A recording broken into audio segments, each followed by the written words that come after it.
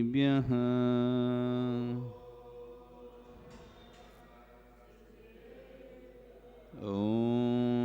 नमः सिद्धेभ्यः। तिर्यणि खग्गिणाय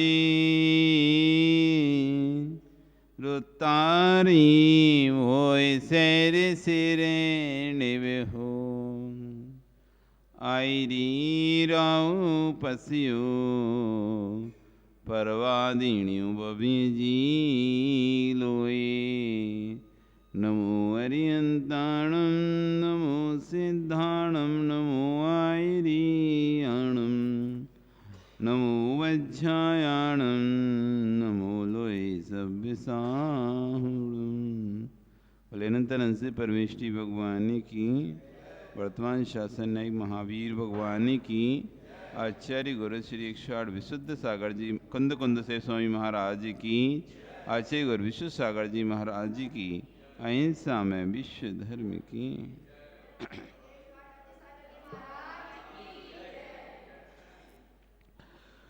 भवबंधु,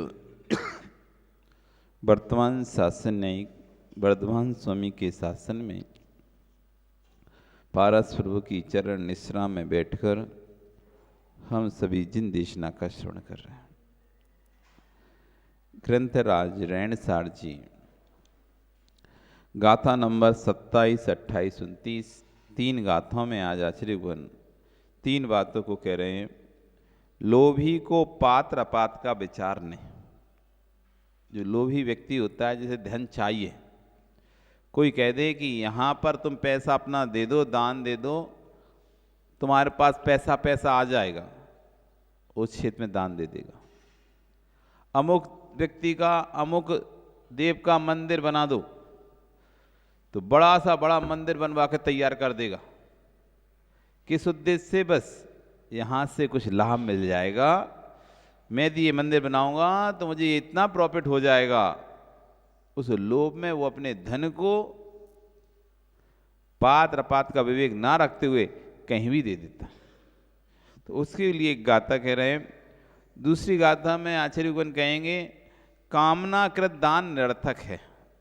हम जो दान करते हैं, यदि हमारे दान में कोई इच्छा है कि हमारा अमुक काम हो जाए, हे भगवान मैं इतना रुपया दान कर रहा हूँ, इतना पैसा मैं दान दे रहा हूँ, उससे मेरा अमुक कार्य बन जाए, अमुक कार्य हो जाए, मैं आपकी महान अर्चना कराऊंगा, मेरा अमुक कार्य बन जाएगा, अथवा मैं इतना अर्चना करा रहा हूँ, हे भगवान मेरा अमुक कार्य हो जाए। ऐसी कामना करके जो दान दिया जाता है इच्छा करके, ऐसा दान भी निरर्थक है। और तीसरी में कह रहे हैं कि दानी की दरिद्रता और लेवी को ऐश्वर्य क्यों? दानी के पास दरिद्रता कब आती है? कभी नहीं आई दानी के पास दरिद्रता, और लोभी के पास कभी ऐश्वर्य बढ़ नहीं पाएगा, क्योंकि लोभ पाप का बाप है। लोभ पाप का बाप बखाना, पाप का कोई बाप है, यानी बाप से मतलब पापों में भी महापाप है कोई, तो लोभ है। क्यों? लोभ के कारण ही संसार बढ़ता है। हिंसा, झूठ, चोरी, कुशील, परिग्रह, जो 5 पाप हो रहे हैं, वो बस से धन के लोभ में। धन का लोभ है, परिवार का लोभ है, संपत्ति का लोभ है, मान सम्मान का लोभ है। एक बार मिल जाए मान सम्मान तो उस आदमी को लगता है हर बार मिलना चाहिए बस, और उस लोभ में वो जो करना पड़े वो करता है। तो ऐसी 3 गाथा में आज आचार्यगण कहेंगे। पहली गाथा, जैसे कित्ती पुण्य लाहे देह सुभोगम पी जथ तथेव सम्मादि सुगुण भायण पत्त विशेषणम न जानती। जस कीर्ति पुण्य लाहे, यश की, कीर्ति की और पुण्य के लाभ के लिए, यश मिले, कीर्ति मिले, पुण्य का लाभ हो, ऐसे भाव रखते हुए देह शुभौगम बहुत दान देता है, पि जथ तथेव यत्र तत्र। किसके लिए दान दे रहा है? जगत में मेरा नाम हो, यश हो, कीर्ति हो कि मैं बहुत दानवीर हूं, मैं बहुत दानवीर हूं और खूब दान करता हूं, ऐसा यश मेरा फैल जाए, कीर्ति मेरी फैल जाए, मुझे बहुत पुण्य की प्राप्ति हो, ऐसा सोचते हुए जत तथ यत्र तत्र, जहां भी कोई भी आ गया, हमारा अमुक मंदिर बनना है, ठीक है आओ, लो तुम भी ले जाओ, तुम भी ले जाओ, तुम भी ले जाओ, तुम भी ले जाओ, यत्र तत्र दे दहेदम, देता है सुभोगम, बहुत धन को देता है, सम्मति सुगुण बाह्यण, सम्यक तात्विक गुण, उत्तम गुणों के आधार, बाह्यण आधार, पत्त विशेषम ना जानती, पत्त अपत्त का विशेषता नहीं जानता। इसे पात्र पात्र की कोई विशेषता से मतलब नहीं है, जो आएगा सबको देता जा रहा है। तो ऐसे व्यक्ति का जो वो है, किसके लोभ में दे रहा है ये व्यक्ति? यश के लोभ में, कीर्ति के लोभ में, अथवा पुण्य के लोभ में। जो ऐसा पांच देता है उसका दान कह रहे निरर्थक है, उसके दान को से कोई फल नहीं मिलने वाला, वो दान कर्म क्षय का कारण नहीं बनेगा। जो दान कर्म क्षय का कारण बन रहा था, वो दान कर्म क्षय का कारण नहीं बन रहा, क्योंकि यश कीर्ति पूजा लाभ के लिए, पुण्य लाभ के लिए यश फैले, कीर्ति फैले, मेरे को पुण्य का बहुत सारा संचय, उसे वस्तु स्वरूप के तत्व का बोध ही नहीं है। पुण्य भी कई प्रकार का होता है, पुण्य भी कई प्रकार का होता है। हर पुण्य से पुण्य नहीं किया, मतलब पुण्य क्रिया नहीं होती, हर पुण्य के उदय में पुण्य क्रिया नहीं होती। जो पुण्यानुबंधी पुण्य का उदय होता उसी में ही पुण्य क्रियाएं होती। पापानुबंधी पुण्य के उदय में पुण्य क्रियाएं नहीं होती। पैसा आना, संपत्ति आना, घर गृहस्थी का होना, जमीन जायदाद का होना, ये सब पुण्य का उदय है।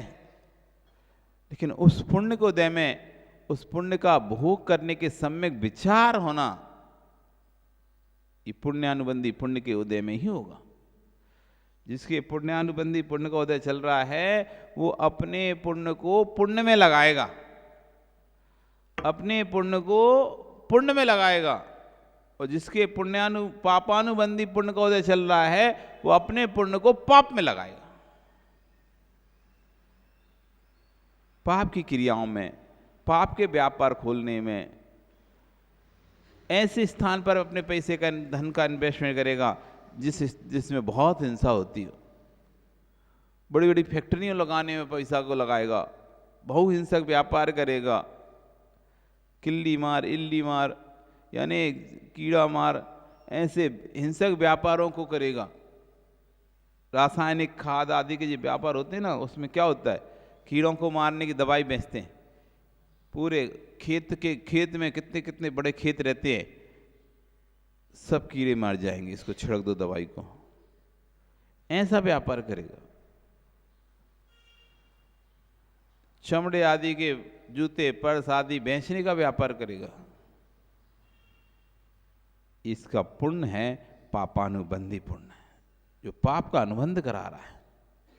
पुण्य तो है, व्यापार भी चल रहा है। एक बार आपको बताया था ना कि विदिशा में एक व्यक्ति गुरुजी के प्रवचन सुनता था। वो प्रवचन सुनते सुनते उसका मन हो गया कि नहीं, मुझे भी हिंसा नहीं करना चाहिए। तो उसके नॉन वेज का होटल था उसका, उसने बंद कर दिया होटल बंद कर दिया और शाकाहारी भोजनालय खोल लिया। 1 महीने तक उसका भोजनालय नहीं चला, कोई भी आता ही नहीं था। जब उसको उल्टे पैसे होने लगे तो बाद में उसने वापस वही वाला फिर दोबारा से खोला, फिर चलने लगा। कारण क्योंकि उसका जो पुण्य था वो पाप को अनुबंध कराने वाला पुण्य था उसके पास। तो जब उसने पाप के कार्य कर रहा था तब तो आय हो रही थी, उसको धन हो रहा था, और जैसे ही उसने पुण्य के कार्य किए तो वो पैसा वो पुण्य के कार्य में लग ही नहीं रहा, वो पाप के कार्य के लिए वो आपका धन उपयोग हो रहा है। ऐसे बहुत सारे लोगों का दान, वो कितना भी सोचें हम भगवान की प्रतिमा में लगा दें पैसा, नहीं लगा पाएंगे। उनका दान जाएगा मंदिर की संडासे बनाने में, धर्मशाला में लेटरिन बाथरूम बनेंगे उसी में उनका पैसा जाएगा, लगेगा नहीं उनका पैसा, अच्छे कार्य में नहीं लग पाएगा। वो तो सोच के देंगे तब भी वो पैसा नहीं लग पाएगा, वो दूसरे कार्य में लग जाएगा पैसा, लेकिन पुण्य कार्य में नहीं लगेगा। क्योंकि उनका जो उन्होंने जो पुण्य का संचय किया था वो लोभ के उदय से संचय किया था, पात्र अपात्र को कोई विशेषता नहीं देके पुण्य का संचय किया था। तो पुण्य का संचय वो पुण्य नहीं देगा, वो पुण्य पाप को ही देके जाएगा। कितना भी कर ले वो अच्छे व्यापार में उसको सफलता ही नहीं मिलेगी। ऐसे ओट पाए वाले व्यापार जिसमें कहते नहीं पाप का ज्यादा बंद होता है, ऐसे व्यापार करेगा तो सक्सेस हो जाएगा, और सीधे साधे व्यापार करेगा तो फेल हो जाएगा। इसका जो पुण्य है वो पापानुबंधी पुण्य है। पुण्य तो किया, कैसे किया? यत्र तत्र, जहां कहीं भी किस लोभ में यश मिल जाए, कीर्ति मिल जाए, पुण्य मिल जाए, तो यश मिला, कीर्ति मिली, पुण्य भी मिल गया, उस पुण्य के कारण से धन भी मिल गया, लेकिन उस धन का जो व्यय है उस व्यय से वो पाप का ही अनुबंध कराएगा। दान बेकार नहीं जाता, कहीं भी अपन देंगे, किसी की मदद सेवा करेंगे, वो बेकार नहीं जाएगी, उससे पुण्य का बंध होगा, लेकिन वो पुण्य का बंध बाद में फिर किसका बंध कराएगा? वो पाप का अनुबंध कराने वाला है। क्योंकि आपने कुपात्र को, अपात्र को भी आपने दान देने से पुण्य के लोभ में बहुत धन दिया, फिर दूसरे कामना कृत होकर जंतम मंतम तंतम परिचरिदम पक्षवाद पिए मेणम पड़ुच्च पंचमयाले बरे दानम किंपि मोक्ष से। बरे भरत क्षेत्र में पंचम आले, पंचम काल में जंतम मंतम तंतम तंत्रम, यंत्र मंत्र तंत्र। यंत्र तीन प्रकार की चीज होती है। यंत्र जो आप देखते हैं ना, यंत्र आकृति बनाना, आकृति बना के वो यंत्र कहलाता है, जिसमें आकृति बनती है। यंत्र मंत्र जाप आदि मंत्र होते हैं। तंत्र टोटका, जादू टोना बोलते हैं ना, टोना, जादू टोना, वो तंत्र, तंत्र हो जाएगा। यहाँ पर एक वस्तु रख दी जाए, अब एक वस्तु रख दी जाए या कोई वस्तु यहाँ पर रख दी जाए, ये तंत्र हो जाएगा। तो आप सबका ध्यान इधर ना जाके वो बार बार उधर ही जाएगा। ये एक व्यक्ति की दुकान को कोई देखता नहीं था, तो उसने क्या किया, अपना जो दुकान का बोर्ड था उल्टा लगा दिया। क्या लगा दिया? उल्टा लगा दिया। अब उल्टा लगा दिया तो जो भी आए, अरे सेठ जी बोर्ड उल्टा लगाए। हाँ पता है उल्टा लगाए, वो जान के लगाए उल्टा कि लोग आए देखें। ये तंत्र था कि लोगों को सीधा लगाता, जब तक कोई भी आकर नहीं बोलता था कि बोर्ड सीधा लगा है। क्यों? आकर्षित नॉर्मल है, लेकिन सामान से हटके कुछ किया, वो तंत्र बन गया। ये क्या है? जादू टोना क्या? कुछ नहीं है, जादू नजर उतार दी। उन्होंने कहा एक मिर्ची टांग दो, ये टांग दो, वो टांग दो, दुकान के आगे। अब कोई व्यक्ति कुछ देख रहा होता है, ये नए नए मकान बनते तो क्या मटकी टांग देता है, कोई जूता टांग देता है, कोई कपड़ा टांग देता है, काला पीला, कोई भूत बना के टांग देता है। देखे नहीं क्या? ये तंत्र है, ये तंत्र। उस व्यक्ति को जो कि उस मकान को बहुत ध्यान से देख रहा था, अचानक सामने वो दिख गया जूता। अरे ये तो हमारे इसलिए टांगा है इसने। वो आगे उसके दिमाग में वो जो एक फिल्म चल रही थी, जो धारावाहिक उसे देख रहा था। किसी चीज को कोई धारावाहिक देखता है, वो बीच में कोई, अरे ये मटकी क्यों? वो तंत्र था। उसका जो कंटिन्यू जो ध्यान उसके ऊपर चल रहा था, उस ध्यान को तोड़ने के लिए तंत्र था वो, कोई वहां जादू टोना नहीं। इसी को तंत्र बोलते हैं कि जो एक टक निगाह से उस चीज को देख रहा था, उसकी जो निगाह को उसको तोड़ने के लिए वो बीच में से जूता टांग दिया, झाड़ू टांग दी, काला मटका टांग दिया, कपड़ा टांग दिया, राक्षस का चेहरा बना के टांग दिया। ये तंत्र है, तंत्र, टोटका, उपयोग हटाने के लिए, उपयोग हटाने के लिए। तो यंत्र मंत्र तंत्र तीन चीजें होती हैं, यंत्र मंत्र तंत्र। परिचर्या सेवा पक्षपात पक्षवादम पक्षपात प्रिय वर्णम प्रिय वचन पड़ोच्च प्रतीति विश्वास लिए दिया हुआ कोई भी दान मोक्ष का कारण नहीं है। अब ये देख लिया, महाराज मंत्र देते हैं, महाराज बताओ हम क्या करें आपके लिए, आपकी सेवा में हम इतने रुपए देंगे, दान करेंगे, आपको ऐसा करा दें। किस लिए दीजिए उन्हें? मंत्र के लिए, हमारा काम बन जाए। आप कोई मंत्र दे दो, जाप देते हो आप तो हमें पता चला है, मंत्र दे दो। हमारे अमुक घर, हमारी दुकान, हमारा मकान, हमारे घर में ऐसी ऐसी समस्याएं, आप कोई यंत्र बताओ, हम आपके लिए इतनी सेवा करेंगे, हम आपके लिए बिहार में ये व्यवस्था करेंगे, हम आपके लिए चौका लगाएंगे, हम आपके लिए दान देंगे। किसमें कर रहा है? कामना।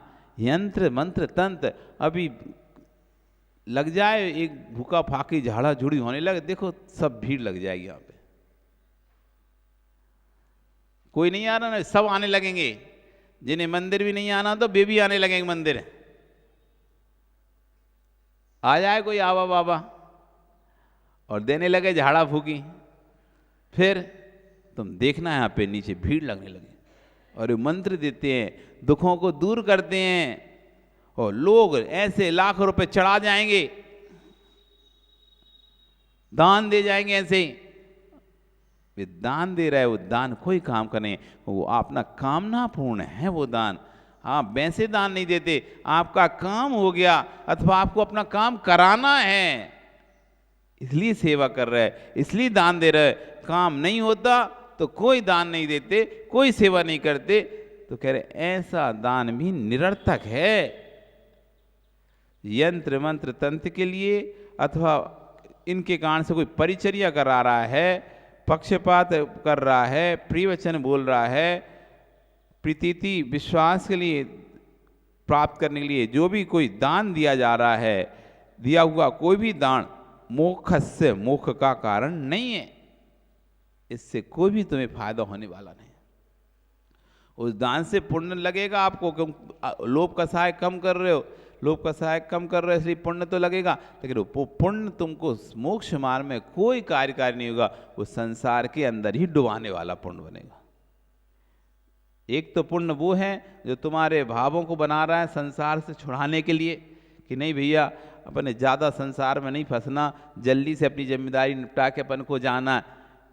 एक पुण्य ये है जो आपके भाव बना रहा है, नहीं भैया यार बहुत हमको नहीं चाहिए, हमारा तो परिग्रह का परिमाण है, हमें तो इतना ही चाहिए, पर्याप्त है, हमें चाहिए नहीं है। वो कह रहा है ले लो, फ्री में दे रहे, नहीं फ्री में भी नहीं चाहिए, पर्याप्त है मेरे पास जितना है, मुझे नहीं चाहिए ज़्यादा। ये भी पुण्य है जो ऐसे भाव आने दे रहा है। एक पुण्य ये है जो घर को छोड़ने के भाव होकर मुनि बनने के भाव बना रहा है, और एक पुण्य वो है अरे अभी तो मुझे और फैक्ट्री खोलनी है, अभी तो मुझे बहुत बड़ा आदमी बनना है, अभी तो मुझे और पैसा कमाना है, और उसके लोभ में वो लगा है दिन रात। एक पुण्य ये भी है जो उसको दुर्गति की ओर लेके बढ़ा के ले जा रहा। बहुत आराम परिग्रह नारकस्या, नरक गति के लिए लेके जा रहा है एक पुण्य से देव गति के लिए लेके जा रहा है, एक पुण्य नरक गति के लिए लेके जाए। पुण्य दोनों का है, पुण्य दोनों ही हैं। जिनके पास पैसा बढ़ रहा है, धन बढ़ रहा है, संपत्ति बढ़ रही है, तो बिना पुण्य के नहीं बढ़ रही। करोड़ अरबों खरबों के जो स्वामी हैं, हजारों करोड़ों रुपए के जो स्वामी हैं, बड़े बड़े बंगले हैं जिनके, बिना पुण्य के तो नहीं होगा ना। लेकिन ये पुण्य उनको देवत्व की ओर नहीं ले जा रहा, ये पुण्य उनको नरकत्व की ओर लेके जा रहा है, नरक की ओर लेके जा रहा है। ऐसे तीर आरम सारम मरेंगे तो नरक में पहुंचेंगे। और भाई एक व्यक्ति का पुण्य विरक्त होता चला जा रहा है। संपत्ति तो बहुत पुण्य से उसे मिली थी, बहुत संपत्ति, करोड़ों अरबों खरबों की संपत्ति है, लेकिन तब भी सारी संपत्ति को जीर्ण सम त्यागी, जीर्ण तृण सम त्यागी, जीर्ण तिनके के समान ऐसे छोड़ दिया जैसे एक बिना जीर्ण तिनका फिर वो भी काम आ जाए, लेकिन जो सड़ गया तिनका, जीर्ण हो गया, वो तिनका तो कोई काम में नहीं आने वाला, उसे कोई देखता भी नहीं है। ऐसी उस संपत्ति को छोड़कर चल बसे। जीर्ण तृण सम त्यागी एक वो पुण्य है। 6 खंड का राज, 96,000 रानियां, 18 करोड़ घोड़े, 84 लाख हाथी, 84 लाख रथ, 18 अक्षौणी सेना, सबको जीर्ण तिनके के समान छोड़कर निकल गए। और एक नरेश जी, आप दुकान घर के यहाँ गधा भी नहीं बैठता,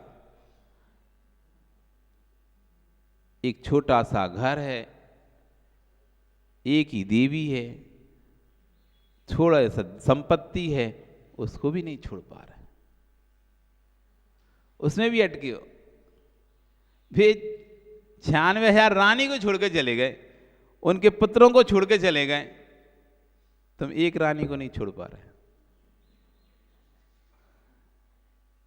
84 खंड का महल छोड़कर चले गए, तुम अपने 2 खंड का महल भी नहीं छोड़ पा रहे। सोचो आप, पुण्य उससे, वो एक पुण्य वो है और एक पुण्य ये है। एक पुण्य वो है कि 84 खंड का महल भी ऐसे छोड़ दिए, करोड़ों संपत्ति, तुम्हारे पास तो क्या, एक चैन गले की, एक अंगूठी, बस हो गए, बस इसी में खुश हो। गले में एक चैन, हाथ में एक अंगूठी और एक कड़ा और पहन लिया, तो बस हमारे पास देखो कितना पैसा है। अब वो देखो, 14 रतन 9 निधि, 14 रतन 9 निधियों को छोड़कर निकल पड़े। और नवीन, तुम्हारे पास एक भी निधि नहीं है, तब भी चिंता में लग रहे, तो अकाउंटेंट नहीं आया, अब वो नहीं आ रहे, अब तो भैया महाराज बहुत काम हो गया। निकल पड़े छोड़कर। भरत क्षेत्र में पंचम काल में जो यंत्र तंत्र मंत्र की प्राप्ति के लिए परिचर्या करता है, सेवा करता है, साधु की दान देता है, प्रिय वचन आदि बोलता है, प्रतीति विश्वास दिखाता है, ये सब कोई भी मोक्ष का कारण नहीं बनते, कोई मोक्ष का कारण नहीं बनेगा। तीसरी गाथा में कह रहे, दाणीणम दारिद्रम लोहीणम किम हवदिमयी ईश्वरीयम ओहेयाण पुब जिद्दम कम बलब जाव हो निधिरम। दाणीणम दारिद्रम, दानीणम दानी जीव के, दारिद्रम दरिद्रता, लोहीणम लोही जीव के, महा ईश्वरियम महा ऐश्वर्य, किम क्या हवदि होता है, प्रश्न कर रहे हैं। दानी को कभी दरिद्र होती है, लोभी को कभी ऐश्वर्य प्राप्त होता है? नहीं, दोनों के पुब्बजिदम कम फलम, पूर्वोपार्जित कर्म फल, जाबम जब तक स्थिर उदय में रहता है तब तक ही दानी को दरिद्रता दिखाई देती, बाकी दानी कभी दरिद्रता नहीं होती। देने वाला कभी भी दरिद्र नहीं होगा। फिर आप कहोगे देखो महाराज वो तो कितना दान देता था, आज देखो उसकी स्थिति, पैसे नहीं घर में, तो आचार्य भगवान कह रहे पूर्वोपार्जित कर्म की उदय से ही उसकी स्थिति हुई है, बाकी दानी कभी दरिद्रता नहीं हो सकती। दानी की कभी दरिद्र, जैसे कहते सम्य दृष्टि कभी नरक नहीं जाता। तो फिर कोई कहे देखो महाराज राजा सैनिक तो चला गया, वो भी तो सहायक सम्य दृष्टि था, सम्य दृष्टि नरक नहीं जाता। यदि पूर्व में उसने आयुबंध नहीं किया हो तो, आयुबंध पहले कर लिया था इसलिए नरक जाना पड़ा, तब भी सीमा नरक में भी पहले नरक से आगे नहीं जाएगा। यदि आयुबंध ना करे तो सम्य दृष्टि की एक ही गति है, स्वर्ग के उच्च देव बनना, महारिद्धिक देव बनना, और कहीं नहीं जाएगा।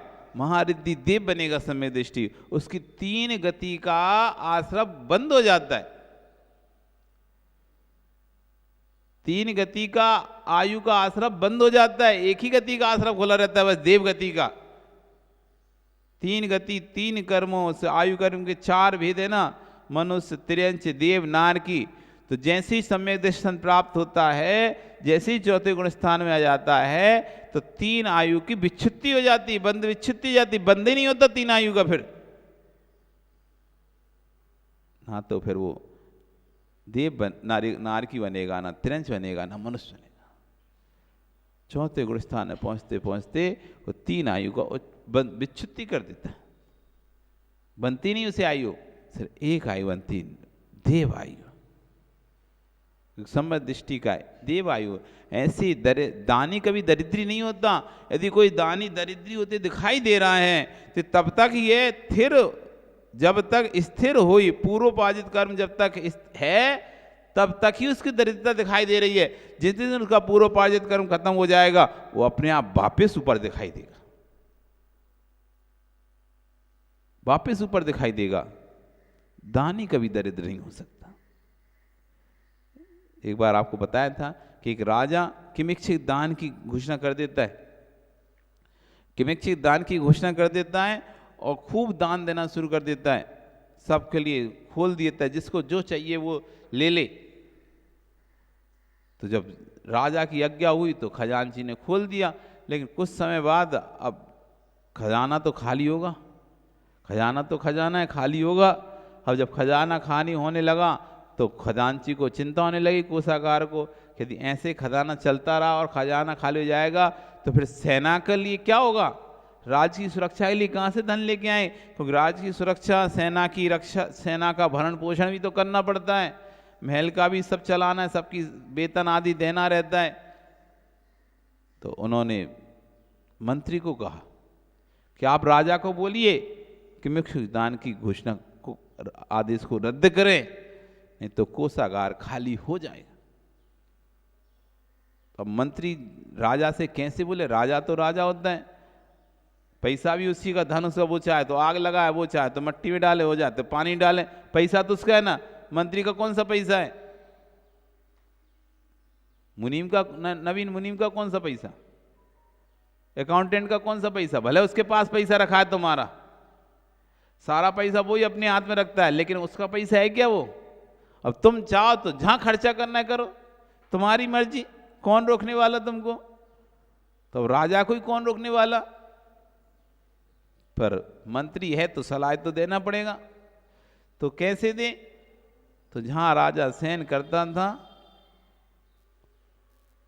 जहां राजा शयन करता था तो वहां उसने दीवार पर, भित्ति पर लिखा, विपत्ति काले धनम रक्षित, विपत्ति काले धनम रक्षित, विपत्ति काल में धन ही रक्षा करता है, विपत्ति के काल में धन ही रक्षा करता है। अब राजा जब सुबह वहां पर सोकर उठता है, देखता है तो राजा समझ जाता है, क्योंकि जो ज्ञानी पुरुष होते हैं उनको इशारा काफी होता है। कहते हैं ना, ज्ञानी को इशारा काफी, मूर्ख को तुम कितना ही समझा दो कोई मतलब नहीं है। ज्ञानी के लिए, बुद्धिमान बुद्धिशाली व्यक्ति के लिए कि इशारा काफी है, भाई ऐसा मत करो, ऐसा करो। अब इसके में भी वो समझ जाए तो ठीक है, नहीं समझे तो क्या। तो समझदार को तो इशारा काफी होता है, एक बार बोल दिया, माँ ऐसा नहीं करना, ऐसा नहीं करना, समझ जाओ कि महाराज को ये पसंद नहीं है, और फिर भी तुम वैसे ही करते हो, तो अब कोई क्या बोलेगा। तो समझदार को इशारा काफी होता है कि कौन आपको चाहता, कौन नहीं चाहता। जब कोई नहीं चाहता आपको, तो काहे को वहाँ पे घुसना ज़बरदस्ती उस क्षेत्र में। समझदार को सारा काफ़ी होता है। अब तुम लड़ाई झगड़ा करो किसी से, तुम हमें काम नहीं करने देते, तुम ऐसा नहीं करने देते, तुम समझदार हो तो समझ जाओ तुम्हें पसंद नहीं करते, तभी तो तुम्हें नहीं करने देते। तो अपने चुपचाप कोई भगाए तुम्हें, निकाले तुम्हें। समझदार व्यक्ति कहते ना, वाणी ऐसी बोलिए कोई ना कहे चुप, और जगह ऐसी बैठिए कोई ना कहे उठ। अब ऐसी जगह पे आप खड़े हो जाओ, चौके में हो, कहीं भी हो, बार बार लोग आपको बढ़ा रहे, भैया इधर तो हो जाओ, साइड हो जाओ। अरे तुम में इतना समझदार है कि सामने लोग देखते हैं, अब तुम्हें भी वहीं खड़ा क्यों होना है, तुम साइड से खड़े होकर देख लो। पर नहीं, हमें तो खाली जगह वहां देखी, क्योंकि सबको खाली कर दिए तो जगह खाली हो गई। अब तुम गए, यही खाली जगह है, वो भाई जाके खड़े हो गए। अब फिर तुम्हें भगा रहे हैं, भैया यहां से हटो, यहां से। तो पहले ही अपने हिसाब को ऐसी जगह खड़े हो कि कोई आपको कहे नहीं बार बार कि भैया हटो। अपना पहले ही एक दो गिलास दो, पहले ही सरक जाओ कि कोई कहे नहीं भैया दो हमें वापस, तुम देते रहोगे क्या। समझदार व्यक्ति वो काम करता है जिसको किसी टोके ना, टोकने से पहले भैया हाँ ठीक है। अब बेवकूफ भैया जिन्हें समझ में, इतना बोलने के बाद भी, इतना कहने के बाद भी कोई समझे ही नहीं, इशारा ही नहीं समझ रहा कि भाई तुमको नहीं पसंद करता व्यक्ति तो तुमको दूर रहना चाहिए। कोई व्यक्ति तुम्हें पसंद नहीं कर रहा, कह रहा भैया तुम रहने दो, मत करो काम नहीं चाहिए, रहने दो, जाओ मत करो, समझ जाओ इसे पसंद नहीं है। पसंद होता तो बुला के खुद कहता बैठो ये काम करो। अब तुम्हें समझ में नहीं आ रही, तुम जबरदस्ती उसमें घुसे जा रहे हो, तो उससे क्या होगा, सम्मान घट जाएगा, अपमान होगा, तुमको संक्लेशता होगी, दूसरे को संक्लेशता होगी। खुद भी संक्लेशित होगा व्यक्ति, मुझे करने नहीं दिया गया, और दूसरे को ही चार बातें सुनाएगा तो दूसरा भी संक्लेश हो जाएगा, किसने हमको ऐसे ऐसे सुनाया, ऐसे ऐसे बोला, तो दोनों तरफ से संक्लेशता बनेगी। इसलिए समझदार व्यक्ति हो भैया ठीक है, जब तक कोई आपको नहीं स्थान दे, अपने शांति से दूसरी स्थान पर बैठो।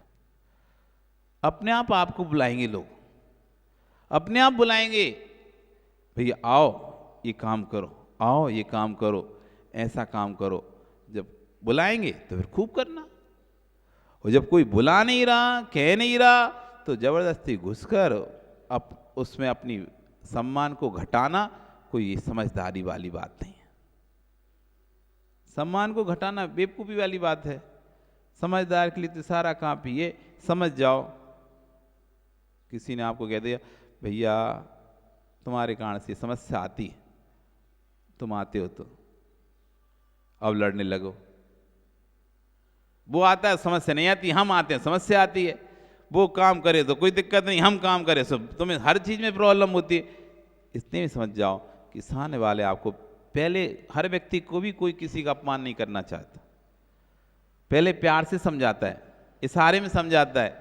अब वो यदि इशारे में नहीं समझ पाए तो बाद में फिर अपमान हो जाता उसका, तो वो कहता है हमारा अपमान कर दिया, हमारा अपमान किया, तुमको कौन ने बोला हमको हमारा अपमान करने के लिए। तो भैया आप पहले ही समझदार होते, यदि आपको अपने सम्मान की चिंता थी तो पहले भैया ठीक है, जब कोई हमसे कह ही नहीं रहा काम करने की तो क्यों करना काम, साइड हो जा रहे हैं। ये समझदारी होती है जीवन में। जिसके अंदर ये समझदारी नहीं है वो सब जगह फेल होता है।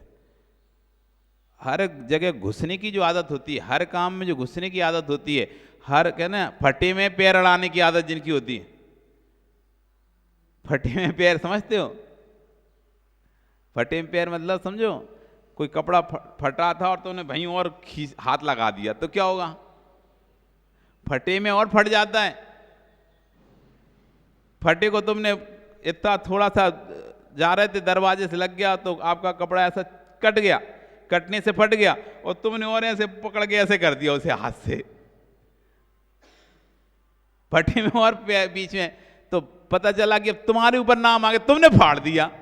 वो तो फटा था किससे, दरवाजे से फटा था, लेकिन तुमने घुसा दिया हाथ और उसमें लगा दिया, उसी समय तुम्हें शौक पड़ा था चुलबीड़ी, भाई बताओ बताओ कहाँ फटा, कहाँ फटा, और फटे के चक्कर में गए तो चपेट में तुम आ गए, तो फटे में पैर नहीं रांचे। अपना भैया कोई तुम्हें बुलाए चलाए तो सम्मान साथ पहुंचो, कोई नहीं बुलाए तो इंतजार करो उसका, बुलाए तो चले जाना। ऐसा भी नहीं कि एकदम फिर बा में जाओ अब तो हम जाएंगे नहीं, नहीं, कोई सम्मान से बुलाए आपको तो बिल्कुल जाओ, नहीं बुलाए तो अपना घर अच्छा अपना। मेहमानी में जाते थे ना, तो मेहमानी जब बुलाते सम्मान से तो चले जाते थे, नहीं जाते तो अपने घर में बना के खाते थे। मेहमानी में जाते तो क्या करते थे, निमंत्रण आते थे घर में तो ये देख लेते कितने लोगों का नाम लिख के आए, सब परिवार लिख के आया है या पिता पुत्र का नाम लिखा है। पिता पुत्र का नाम मतलब एक व्यक्ति को बुलाया घर से, किसी का एक व्यक्ति को बुलाया गया है।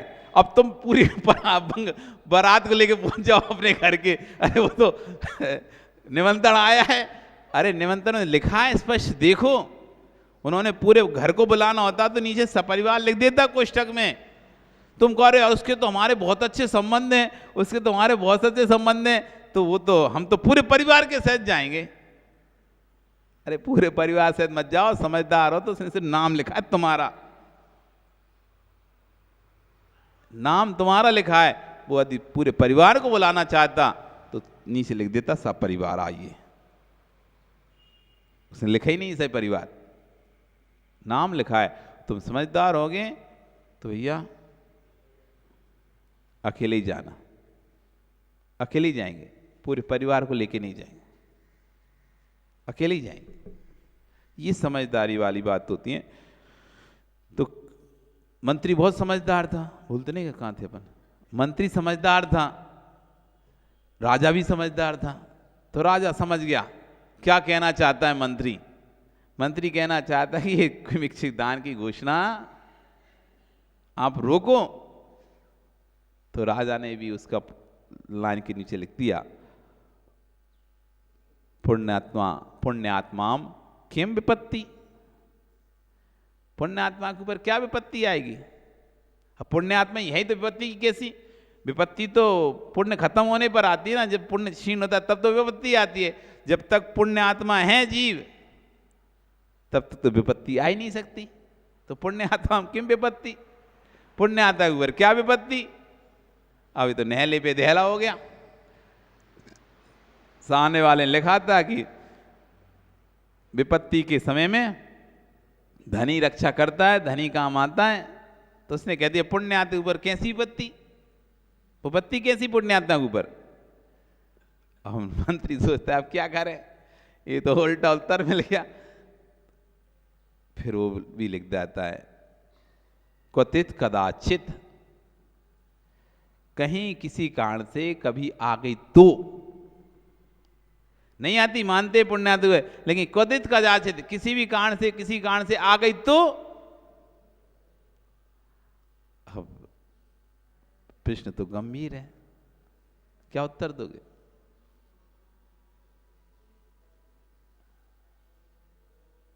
क्या उत्तर दें अब इसका।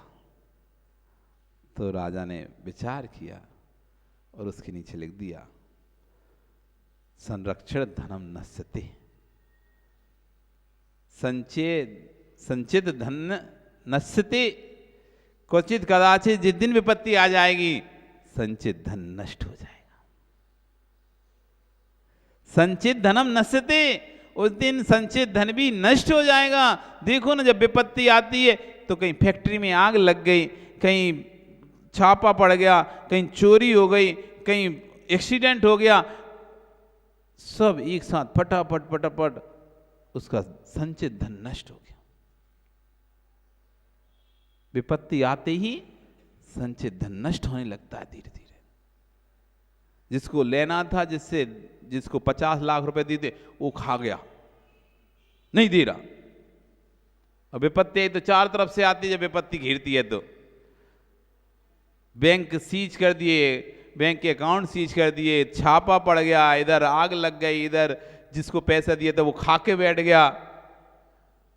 सब तरफ से आपका पैसा जो भी संचय करके रखा था विपत्ति के लिए कि विपत्ति आई तो मैं इसका उपयोग करूंगा, संचित धनम नष्टते, संचित धन भी नष्ट हो जाता है। तो मंत्री कान पकड़ लेता, भैया अब कुछ नहीं कहना राजा, बात तो सही है कि पुण्य आता है विपत्ति नहीं आती, और यदि कदाचित विपत्ति आ भी जाए तो संचित धनम नश्यते, संचित धन है वो नष्ट हो जाता है। इसलिए यहां पर कहा कि कर्म फल जब तक है तब तक ही पुण्यात्मा के ऊपर दरिद्रता या दानी के पास दरिद्रता रहेगी या लोभी के पास ऐश्वर्य रहेगा। पूर्वोपार्जित कर्म को के कारण से रह रहा है, लेकिन लोभी को कभी ऐश्वर्य नहीं मिलता और दानी को भी दरिद्रता नहीं मिलती। यदि लोभी के पास ऐश्वर्य दिखाई दे रहा है, दानी के पास दरिद्रता दिखाई दे रही है, तो पूर्वोपार्जित कर्म का ही फल है। जब तक वो है तब तक ही वो स्थिर है। जिस दिन वो कर्म का फल चला जाएगा, उसके पाप का और इसके पुण्य का, दानी के पाप का चला जाएगा तो वो ऐश्वर्य को दिखाई देगा, और लोभी के पुण्य का चला जाएगा तो वो नीचे दिखाई देगा। ये कब तक? जब तक पूर्वोपार्जित कर्म स्थिर है तब तक। दानी को दरिद्रता, लोभी को ऐश्वर्य, कब तक? जब तक पूर्वोपार्जित पुब्बजिदम कम फलम जाव होदी स्थिरम, जब तक पूर्वोपार्जित कर्म फल स्थिर है तभी तक ओहाणम दोनों में, यानी दानिनम दरिद्रता, लोहीणम ऐश्वर्य दिखाई देगा। दानी के दरिद्रता दिखाई देगी और लोभी के ऐश्वर्य दिखाई देगा। कब तक? जब तक पूर्वोपार्जित कर्म स्थिर है तब तक। और जिस दिन कर्म हट जाएगा तो दानी की दरिद्रता दूर हो जाएगी और लोभी का ऐश्वर्य नष्ट हो जाएगा। इसलिए बहुत सोच समझ के दान को देना चाहिए। इस तरह आचार्य भगवान ने आज 3 गाथाएं कहीं, कल हम इसकी और व्याख्या और सुनेंगे। बोली आज आपका समय हो, कल फिर आओगे, पर्याय रही तो फिर हम इसकी व्याख्या करेंगे। बोली भगवान महावीर स्वामी की।